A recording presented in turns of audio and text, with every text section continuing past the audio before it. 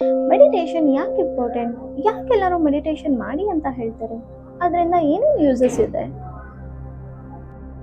ನಾನು ಯಾರಿಗಾದ್ರೂ ಮೆಡಿಟೇಷನ್ ಮಾಡಿ ಅಂತ ಹೇಳಿದ್ರೆ ಎಲ್ಲರೂ ಹೇಳೋದು ಒಂದೇ ಥರ, ಅಯ್ಯೋ ನಾನು ಎಷ್ಟು ಟ್ರೈ ಮಾಡಿದ್ರು ಮೆಡಿಟೇಷನ್ಗೆ ಅಂತ ಕೂತ್ಕೊಂಡಾಗ ಬರೀ ನೆಗೆಟಿವ್ ಥಾಟ್ಸ್ ಬರುತ್ತೆ ಅಥವಾ ಬೇರೆ ಏನಾದರೂ ಥಾಟ್ಸ್ ಬರುತ್ತೆ, ಮೆಡಿಟೇಷನ್ನೇ ಮಾಡೋಕ್ಕಾಗಲ್ಲ ಅಂತ.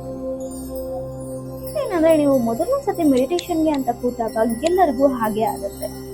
ಆದರೆ ಯಾವಾಗ ನೀವು 5 ಮಿನಿಟ್ಸ್ ಅದೇ ಥರ ಪ್ರತಿದಿನ 5 ಮಿನಿಟ್ಸ್ ಅಂತ ಹೇಳಿ ಮೆಡಿಟೇಷನ್ನ ಸ್ಟಾರ್ಟ್ ಮಾಡ್ಕೊಂಡಾಗ ಆಟೋಮೆಟಿಕ್ ಆಗಿ ನಿಮ್ಮ ಬ್ರೈನು ಸೈಲೆಂಟ್ ಆಗಿ ಕೂರೋದಕ್ಕೆ ಶುರು ಮಾಡುತ್ತೆ. ಮೆಡಿಟೇಷನಿಂದ ನಿಮ್ಮ ಮೈಂಡ್ ಕಾಮ್ ಆಗುತ್ತೆ, ಆಂಗ್ಸೈಟಿ ಕಡಿಮೆ ಆಗುತ್ತೆ, ಫಿಯರ್ ಕಡಿಮೆ ಆಗುತ್ತೆ, ನಿಮ್ಮ ಜೊತೆ ನೀವು ಕನೆಕ್ಟ್ ಆಗಬಹುದು, ಕಡಿಮೆ ಮಾಡ್ಬೋದು, ಓವರ್ ಥಿಂಕಿಂಗ್ನ ಸ್ಟಾಪ್ ಮಾಡ್ಬೋದು, ನೀವು ಯಾವುದೇ ಒಂದು ಸಿಚುವೇಶನಲ್ಲೂ ಕಾಮ್ ಆಗಿ ರೆಸ್ಪಾಂಡ್ ಮಾಡೋದಕ್ಕೆ ಹೆಲ್ಪ್ ಆಗುತ್ತೆ, ಬ್ಲಡ್ ಪ್ರೆಷರ್ ಕಡಿಮೆ ಆಗುತ್ತೆ, ನಿಮ್ಮ ಎನರ್ಜಿನ ಇಂಪ್ರೂವ್ ಮಾಡುತ್ತೆ. ಟೋಟಲ್ ಆಗಿ ಹೇಳೋದಾದ್ರೆ meditation is A medication for your mind.